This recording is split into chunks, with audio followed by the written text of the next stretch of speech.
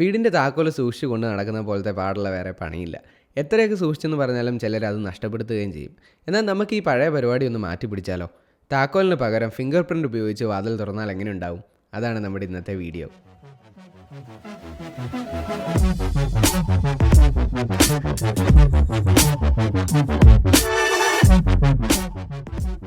നമസ്കാരം, നിങ്ങൾ കണ്ടുകൊണ്ടിരിക്കുന്നത് മലയാളം ടെക്. ഇതാണ് നമ്മുടെ സ്റ്റുഡിയോയിലെ ഡോർ ലോക്ക്. ഇതൊരു സ്മാർട്ട് ഡോർ ലോക്കാണ്. ഒരുപാട് ഫീച്ചേഴ്സ് ഉള്ള ഒരു സ്മാർട്ട് ലോക്ക്. ഈ ലോക്ക് ഉപയോഗിക്കാൻ താക്കോൽ വേണമെന്നില്ല. നിങ്ങളുടെ ഫിംഗർ പ്രിൻ്റ് അല്ലെങ്കിൽ പാസ്കോഡ് ഉപയോഗിച്ച് നിങ്ങൾക്ക് ഇത് ലോക്ക് ചെയ്യാനും അൺലോക്ക് ചെയ്യാനും കഴിയും. മാത്രമല്ല NFC ടാഗ് ഉപയോഗിച്ചാലും അല്ലെങ്കിൽ ഫിസിക്കൽ കീ ഉപയോഗിച്ചും നിങ്ങൾക്ക് ഇത് ഉപയോഗിക്കാൻ സാധിക്കും.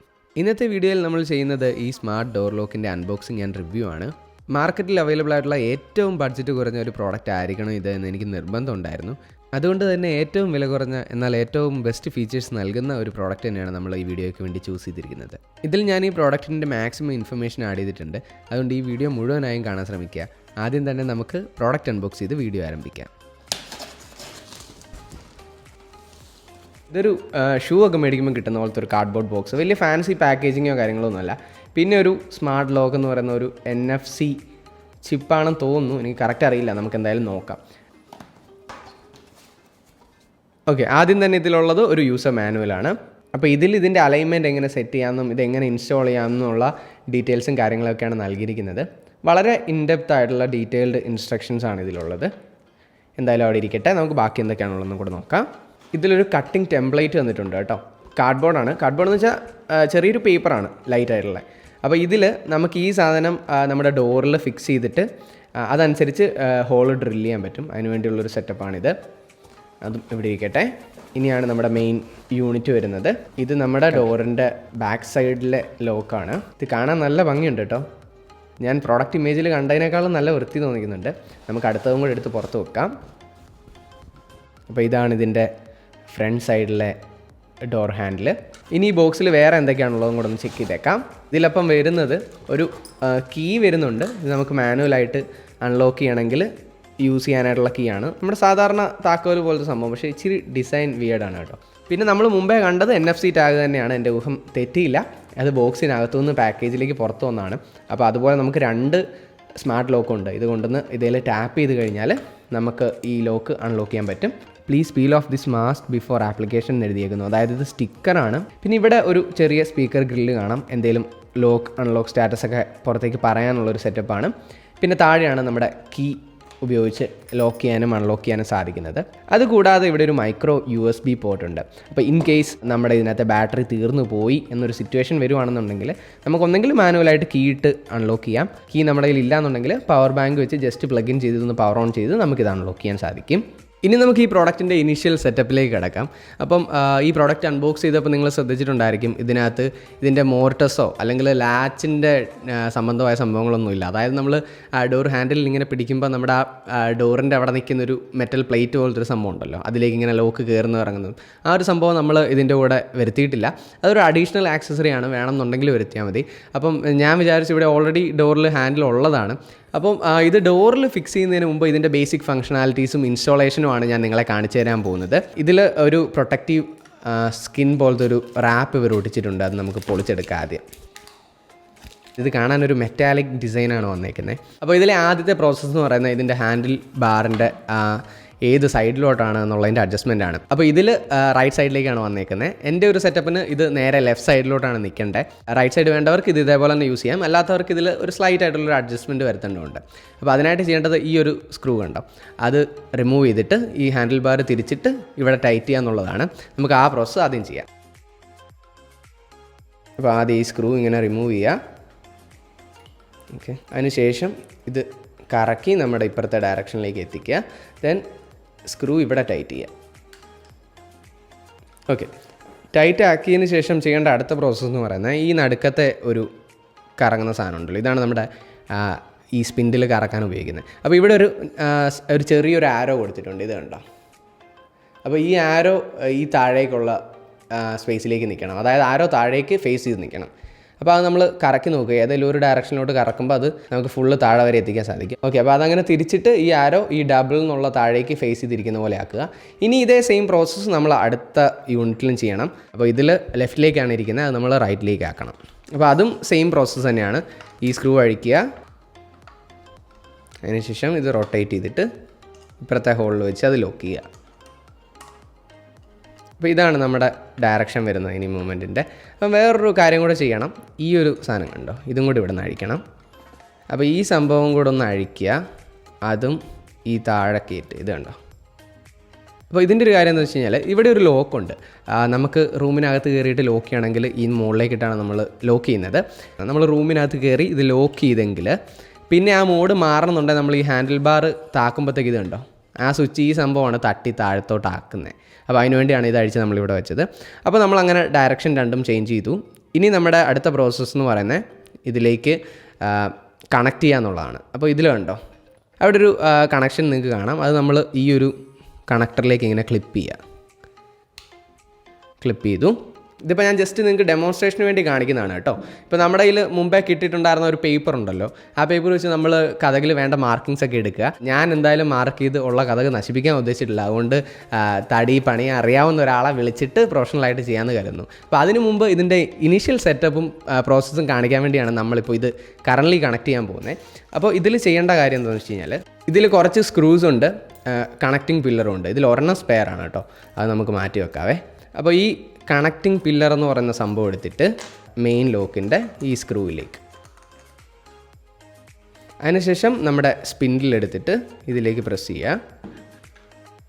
കണ്ടോ, അത് കഴിഞ്ഞാൽ അതേ സ്പിൻഡിൽ തന്നെ ഈ നടുക്കത്തെ സാധനത്തിലേക്കും കയറ്റുക. ഇതിങ്ങനെ വെച്ചതിന് ശേഷം മുകളിലും താഴെയും സ്ക്രൂ ഇടണം. അപ്പോൾ ഈ സ്ക്രൂവിൻ്റെ പ്ലേസ്മെൻറ്റ് എന്ന് പറയുന്നത് അകത്തു നിന്നാണ് കേട്ടോ. അത് ഈ പില്ലറിലേക്ക് കയറിയതിന് ശേഷം നമ്മളത് തിരിച്ച് ടൈറ്റ് ചെയ്യണം.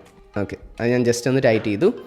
ഇനിയിപ്പോൾ നമുക്ക് മുകളിലത്തെ സ്ക്രൂ ഇടാം. അപ്പോൾ മുകളിലത്തെ സ്ക്രൂ ഇടണമെങ്കിൽ നമ്മൾ ഈ ബാറ്ററിയുടെ കവർ ഊരണം. അതിനുശേഷം ഇവിടെയാണ് അതിൻ്റെ ഹോൾ വരുന്നത്. അത് അടുത്ത പില്ലറിലേക്ക് കയറിയതിന് ശേഷം ആ സ്ക്രൂവും ടൈറ്റ് ചെയ്യുക. ഓക്കെ, അപ്പോൾ ഓൾമോസ്റ്റ് ടൈറ്റ് ആയിട്ടുണ്ട്. ഇപ്പോൾ ഇത് അൺലോക്ക്ഡ് സ്റ്റേറ്റിലാണ്. നമ്മൾ ഈ ഹാൻഡിലെ പിടിക്കുമ്പോൾ ഇതും താഴുന്നുണ്ട്. ഓക്കെ, അപ്പം ഇതിൻ്റെ ഇടയ്ക്കാണ് നമ്മുടെ മോർട്ടസും ലാച്ചും സംഭവങ്ങളൊക്കെ വരുന്നത്.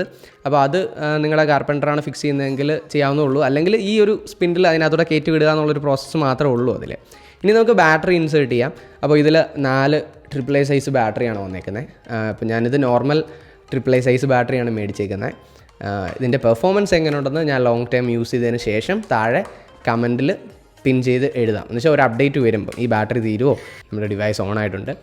അപ്പോൾ ഇതിൽ ഇതുപോലത്തെ സൗണ്ടും ലൈറ്റ്സും കാര്യങ്ങളൊക്കെ ഉണ്ട് കേട്ടോ. അങ്ങനെ നമ്മുടെ ബാറ്ററിയുടെ കവർ ലോക്ക് ആയിട്ടുണ്ട്. ഇനി നമുക്ക് ഈ സംഭവം ഒന്ന് ഓണാക്കി നോക്കാം. ആദ്യത്തെ ഈ ഡിവൈസിൻ്റെ സ്റ്റേറ്റ് എന്ന് വെച്ചാൽ ഏത് കൈ വെച്ചാലും അൺലോക്ക് ആകും. അതാണ് ഇതിൻ്റെ ഒരു പ്രത്യേകത. സത്യത്തിൽ പ്രത്യേകതയൊന്നുമല്ല കേട്ടോ, ഏത് കൈ വെച്ചാലും അൺലോക്ക് ആകും. നമ്മളതിൽ അഡ്മിനിസ്ട്രേഷൻ സെറ്റ് ചെയ്യണം. അതായത് അഡ്മിനിസ്ട്രേറ്റർ അക്കൗണ്ടും സെറ്റ് ചെയ്യണം, യൂസർ അക്കൗണ്ട് വേണമെങ്കിൽ അതും സെറ്റ് ചെയ്യണം. അപ്പോൾ നിങ്ങൾക്ക് നോക്കിക്കഴിഞ്ഞാൽ അറിയുന്നുണ്ട്, ഇപ്പോൾ ലോക്കാണ്. ഇപ്പോൾ അപ്പുറത്തെ ഡോറിൻ്റെ സൈഡ് അനങ്ങുന്നില്ല. അതായത് ഈ നടുക്കത്തെ സ്പിൻഡിൽ അനങ്ങുന്നില്ല. അതിനർത്ഥം ഡോറിൻ്റെ ലോക്ക് തുറക്കത്തില്ല എന്നാണ്. അതേസമയം ഞാൻ ഇത് വെച്ച് കഴിയുമ്പോഴത്തേക്ക് അൺലോക്ക്ഡായി. ഇതിരിക്കുമ്പോൾ കണ്ടോ, രണ്ടും ഒന്നിച്ചാണ് അനങ്ങുന്നത്. അതുപോലെ തന്നെ ഈ സ്പിൻഡിലും അനങ്ങുന്നുണ്ട്. അപ്പോൾ അതാണ് അതിൻ്റെ പ്രോസസ്സ്. ഇനി ഇവിടെ നോക്കുകയാണെങ്കിൽ ഇവിടെ കണ്ടോ, ഒരു നീല LED ഇൻഡിക്കേഷൻ ഉണ്ട്. പിന്നെ കീപാഡും കാണാം, ടച്ചാണത്. പിന്നെ ഇവിടെ കാർഡിൻ്റെ ഒരു ഐക്കണും നൽകിയിട്ടുണ്ട്. അപ്പോൾ കാർഡും ഈ പറഞ്ഞ പോലെ തന്നെയാണ്, നമ്മൾ സെറ്റ് ചെയ്ത് കഴിഞ്ഞ് ഇത് യൂസ് ചെയ്യാൻ പറ്റുള്ളൂ. ഇപ്പോൾ ഈ കാർഡ് വെച്ച് കഴിഞ്ഞാൽ അൺലോക്ക് ആവും. കണ്ടോ, അപ്പോൾ ഏത് കാർഡ് വെച്ചാലും NFC ടാഗ് കൊണ്ട് നമ്മളിങ്ങനെ വെച്ച് കഴിഞ്ഞാൽ ഇത് ലോക്കും അൺലോക്കും ആകും. അപ്പോൾ നമ്മളത് സെറ്റ് ചെയ്ത് കൊടുക്കണം. ഇതിൽ ആദ്യമായിട്ട് നമ്മൾ അഡ്മിൻ പാസ്വേഡ് സെറ്റ് ചെയ്യേണ്ടതായിട്ടുണ്ട്. അതിനായിട്ട് നമ്മൾ ചെയ്യേണ്ടത്, ഓക്കെ, അൺലോക്ക് ചെയ്തു. ഇവിടെ ഈ സ്റ്റാർ ബട്ടൺ എന്ന് പറയുന്നത് ബാക്ക് ബട്ടണായിട്ടും ഹാഷ് ബട്ടൺ എന്ന് പറയുന്ന ഓക്കെ ബട്ടണുമായിട്ടാണ് ഇവിടെ വർക്ക് ചെയ്യുന്നത്. അപ്പോൾ ഇനി ഇതിൻ്റെ സെറ്റിങ്സിൽ എൻ്റർ ചെയ്യാനായിട്ട് നമ്മൾ ചെയ്യേണ്ടത് സ്റ്റാറും ഹാഷും എൻ്റർ ചെയ്യുക എന്നുള്ളതാണ്. അങ്ങനെ സ്റ്റാറും ഹാഷും നമ്മൾ എൻ്റർ ചെയ്ത് കഴിഞ്ഞാൽ ഇത് സെറ്റിങ്സ് മോഡിൽ കയറും. എൻ്റർ അഡ്മിൻ ഇൻഫർമേഷൻ എന്നാണ് പറഞ്ഞത്. അതായത് നോർമൽ പാസ്വേഡ് കൊടുത്താൽ മതിയാവും. അപ്പോൾ ഇതിൻ്റെ നോർമൽ പാസ്വേഡ് 1 2 3 4 5 6 ആണ്.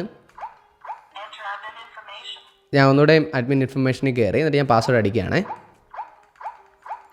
1 2 3 4 5 6 അടിച്ചു, ഓക്കെ അടിച്ചു, ഹാഷ്.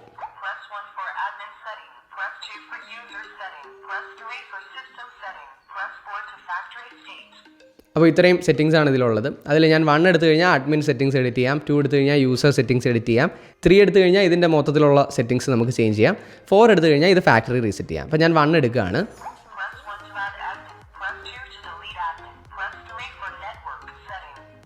ഓക്കെ, അപ്പോൾ 1 ക്ലിക്ക് ചെയ്ത് ഞാൻ അഡ്മിൻ സെറ്റിങ്സ് ആഡ് ചെയ്യാൻ പോവാണ്. അഡ്മിൻ ഇൻഫർമേഷൻ കൊടുക്കാനാണ് പറയുന്നത്. അപ്പോൾ ഞാൻ ആദ്യമായിട്ട് അഡ്മിൻ പാസ്വേഡ് കൊടുക്കാൻ പോവാണ്. 8055 ഹാഷ്. പിന്നെയും വെരിഫൈ ഉണ്ടായിട്ടുണ്ട്.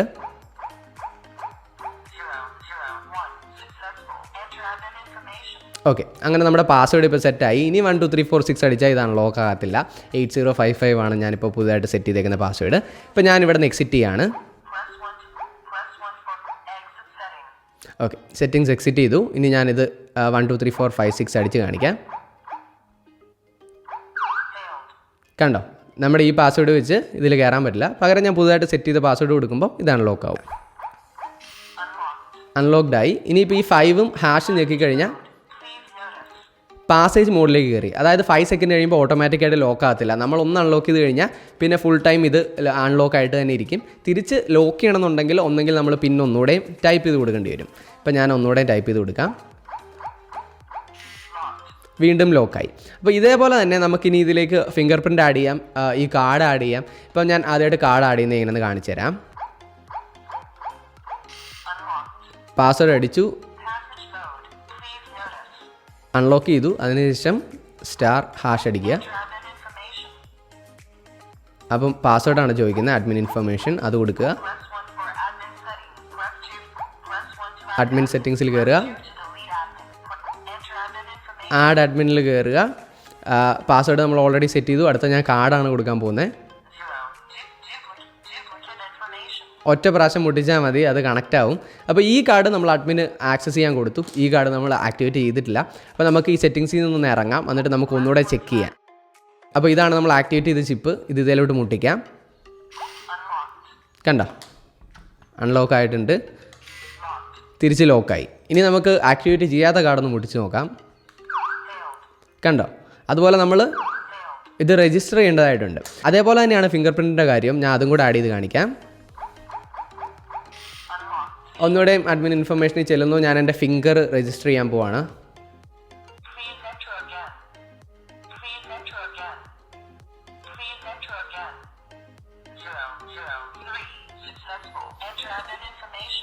ഓക്കെ, അങ്ങനെ ഞാൻ എൻ്റെ ഫിംഗറും ആഡ് ചെയ്തു. ഇനിയിപ്പോൾ വേറെ ഫിംഗർ വെച്ചാൽ ഇത് അൺലോക്ക് ആകത്തില്ല.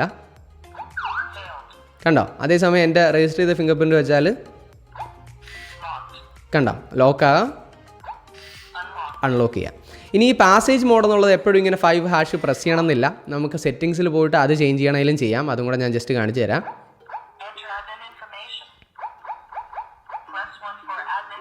ഇതിൽ 3 ആണ് സിസ്റ്റം സെറ്റിങ്സ്.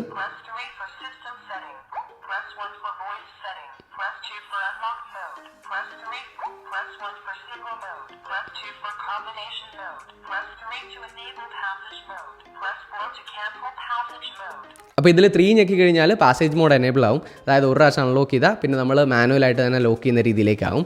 4 ഞെക്കി കഴിഞ്ഞാൽ നമ്മളത് ആക്ടിവേറ്റ് ചെയ്തിട്ടുണ്ടെങ്കിൽ അത് ഡീആക്ടിവേറ്റ് ചെയ്യാൻ പറ്റും.